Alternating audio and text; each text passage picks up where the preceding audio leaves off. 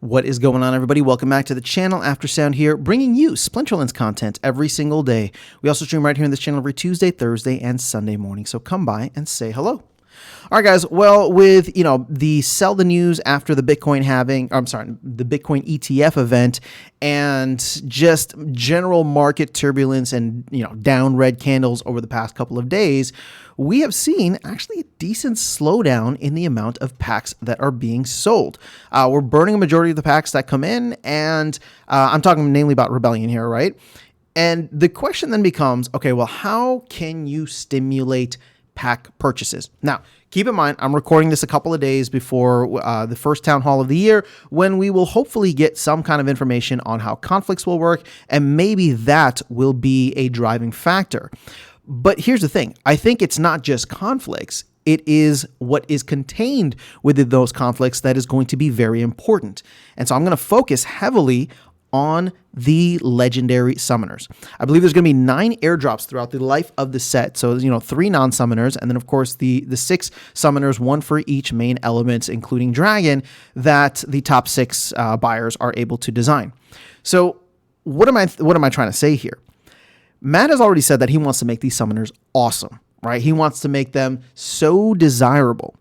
And now I'm looking at the slowdown in the market and, the fact that actually getting to 1.5 million packs by the end of the sale with the current rate that we're going is not looking as good as it did before, right? Granted, again, it's going to be a long year. 2024 is going to be a long year. There's going to be a lot of things that happen. But if we are at a point where most people feel or believe that they don't need to get Rebellion cards, then I'm actually kind of excited to see how Matt feels he needs to make the legendary summoners.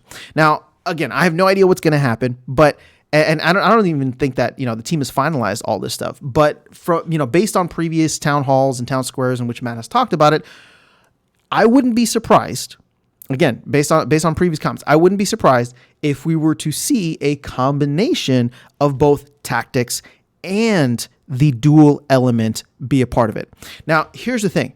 What makes Rebellion different than every other set is the tactics side. So, in my opinion, you have to make them tactics based. Now, if you add in the dual element, that's pretty cool too, and maybe OP, and I don't know how people are going to feel about that. But in a way, if you can balance it, and I've said in the past in previous streams where we were just speculating, if you are going to do like a dual element and tactics summoner, maybe you don't give them three abilities, right? Maybe you only give them 2 sets of abilities two abilities and a set of them, right? That you're able to choose from. So instead of it being, like Jotun had 3 or Kitty had 3, or even all of the new Chaos Legion legendary summoners each have 3 either stats or buffs and debuffs. You just do 2 of them, but there's an option, right? So there's actually 4 of them, but you get to pick, similar to how we have the rare tactic summoners for Rebellion. Again, maybe it doesn't end up being that way. Maybe when they come from a balance standpoint, it's still just going to be 1 buff or debuff and dual element. I have no idea how they're going to design it. But what I do know is that at this point in time, if I'm planning out what these summoners are going to look like, well, you got to stimulate the pack purchases. And this has been a strategy from the beginning, right? They wanted these summoners to be awesome.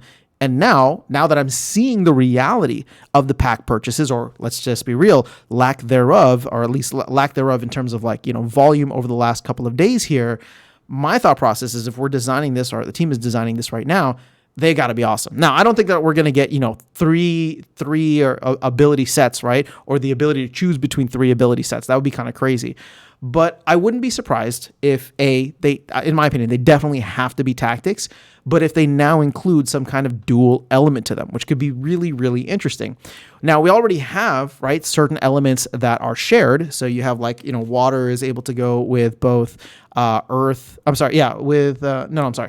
is able to go with water and earth or something like that, for example. So what if they do the reverses? And what if they make it completely, different in the future? Or all of a sudden it brings a brand new meta and you're able to use 2 different elements that you weren't able to use before. All that could be interesting too, right?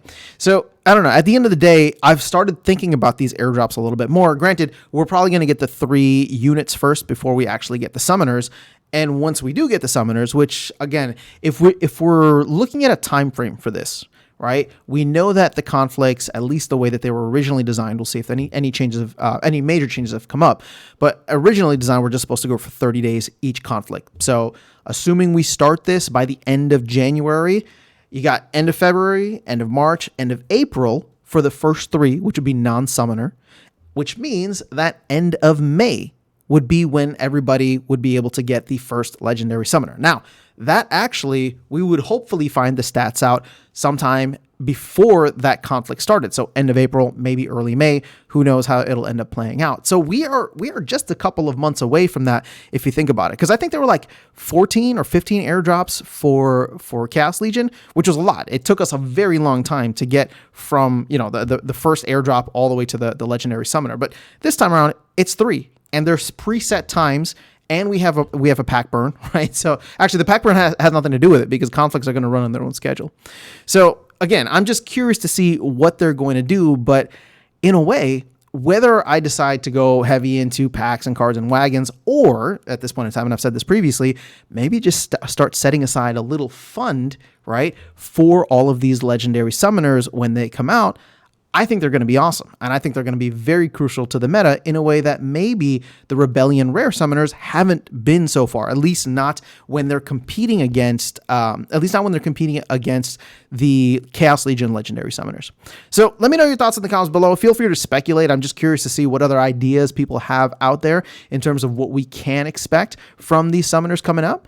But keep in mind, it's 90 days maybe, right? Maybe less than 100 days until we actually start seeing either stats or maybe them getting into the game and all that. So it could be very exciting. But that is all I have for you guys in this video. Otherwise, I'll catch you all in the next one and see you around the game. Take care.